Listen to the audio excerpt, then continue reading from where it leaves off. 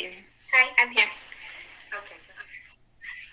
Hi, my name is Olivia Liu, and I'm in the German Immersion program at Orange Hunt Elementary School. I'm really excited to go back to school in person.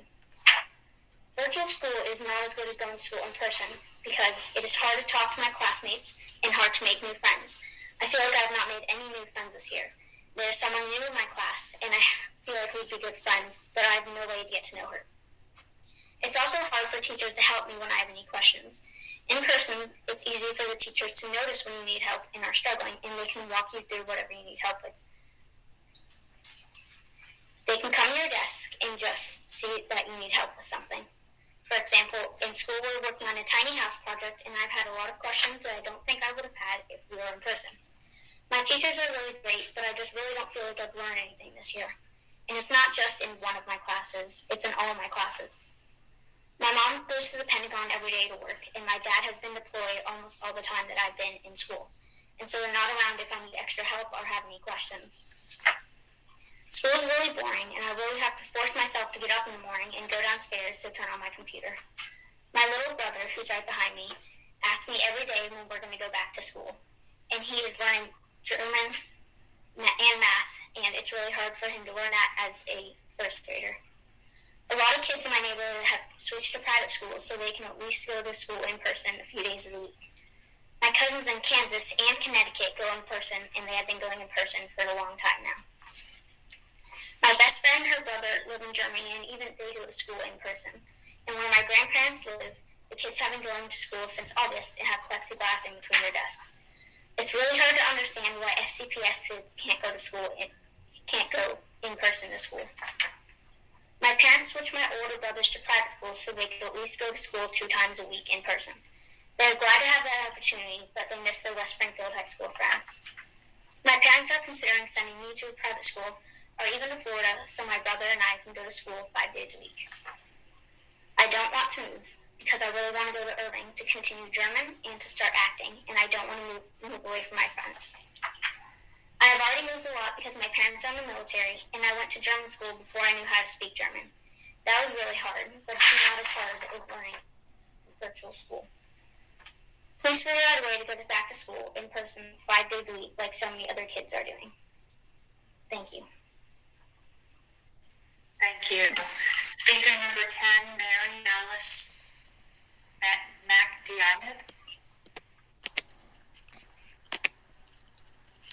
Hi there, we're here. Can you hear and see us? Yes, thank you. Okay, great. I'm giving the entirety of my time to my son, who's a 6th grader here in Fairfax County. Dr. Brabrand and members of the board, I am 12 years old and I moved to Northern Virginia the day all the schools shut down. Soon it will be a year since I've seen the inside of a classroom. Meanwhile, my peers and friends across the nation have been in person and thriving. I hear the schools here are closed to keep everyone safe, but I came to speak for all the thousands of kids like me across this district whose voices have been silenced, all in the name of that safety. We are the kids who sit defeated behind a screen for hours every day because we are desperate for human educational interaction. While I have an absolutely amazing teacher who I can't wait to see, no amount of virtual time can substitute for being actually seen and heard and known. For decades, we've known the negative effects of too much screen time for children. We know that kids can become overweight and depressed from too many screens. And yet here we are, demanding that children, some as young as 5, be forced to sit behind a screen for hours per day. I'm one of those kids, and you are not keeping us safe. You are actively harming us. Teachers are down for many students. So why are you locking down schools for all but 2 days when in-school transmission rates among mask teachers and students are, and always have been, lower than transmission by people out in fact, there is a recent Mayo Clinic study that shows that mask wearing, even in spaces closer than 6 feet, is almost flawless in stopping COVID transmission.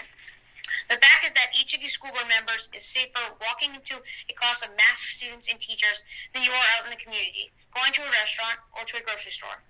So the truth is, none of this adds up. Masks in schools work. They protect our teachers, staff, and students.